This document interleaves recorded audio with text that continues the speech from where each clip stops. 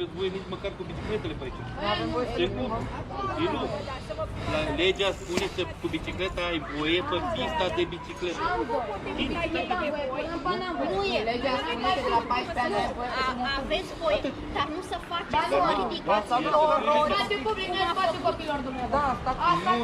Nu, aici E spațiu public și nu e drum public, de ce am voie să dau wheelie? Da, cei mici. Nici faci cu bicicletele, le dăm și lor amendă. Luați dumneavoastră ce caută cu trașcarița? tu vezi câtă bicicletă ai?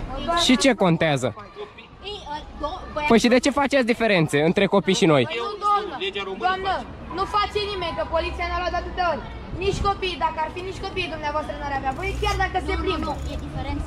Ba nu e nicio diferență. O bicicletă. O bicicletă. Și care e problema? Sunt tot o oră. Bicicletă mică. Nu taci, mă. Aveți biciclete Foarte mari. Și care e problema? Care e diferența? Că eu nu înțeleg. Copilașul la mic îl omor.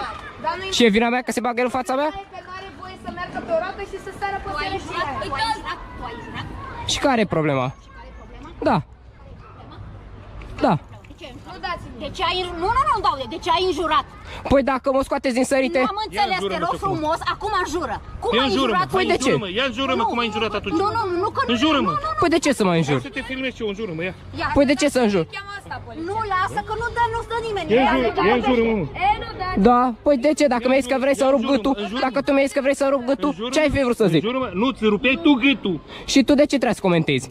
Eu, mă? Da. Uite, de tu ești tu cu mine, mă. Voastră, pentru că Nu vreau. Nu vrei tu. Că respectul se câștigă, nu se impune prin vârstă. Poliția acum. Da, stau, uite aici stau.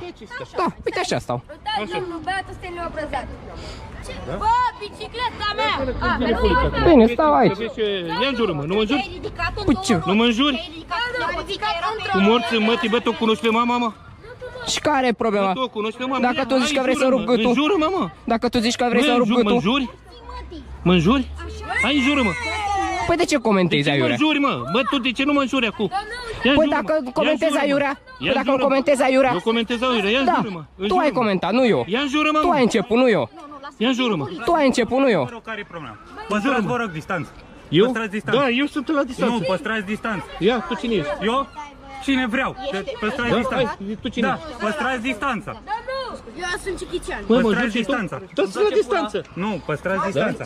Hai să păstrăm. Mai fiți, mă? Dai mine, mă, ia, dai mă, Te rup în două. dai mine. Vezi că mi-ai atins bicicleta. Hai, nimic, de zici până nu discutim. Da, mă, ce calm. Așa, ia uitați la video ce zice domnul băiat ăsta, că el are voie să facă orice cu bicicleta pe platou. Are voie cu bicicleta aici? Să facă pe roată? Nu interzice nicio lege.